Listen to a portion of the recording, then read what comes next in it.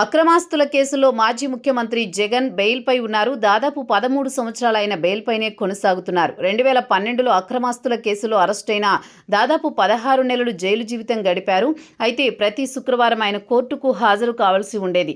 2019 ఎన్నికల వరకు ఇదే తంతు కొనసాగింది. ఎప్పుడైతే రాష్ట్రానికి ముఖ్యమంత్రి అయ్యాలో పాలనాపరమైన అంశాల్లో బిజీగా ఉన్నందున కోర్టుకు హాజరు విషయంలో మినహాయింపు ఇచ్చారు. అయితే ఇప్పుడు మరోసారి ఆయన కోర్టు మెట్లు ఎక్కాల్సి ఉంటుంది. ఇదే విషయంపై సిబిఐ కోర్టు ఇప్పటికే స్పష్టతనిచ్చింది. ఇటీవల జగన్ విదేశీ పర్యటనకు వెళ్లిన సంగతి తెలిసిందే.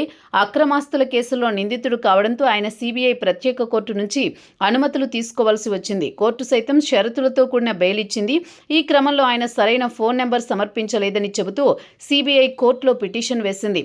అప్పటికే జగన్ రెడ్డి విదేశీ పర్యటన ముగించుకుని తిరిగి వచ్చారు. దీంతో ముగిసిన అధ్యయనంగా తేల్చి చెప్పింది సిబిఐ.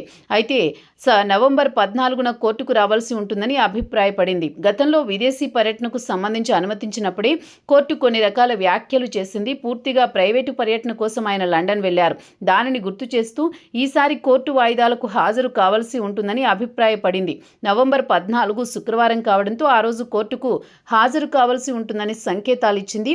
అయితే కోర్టుకు జగన్ హాజరవుతారా లేదా అన్నది తెలియాల్సి ఉంది.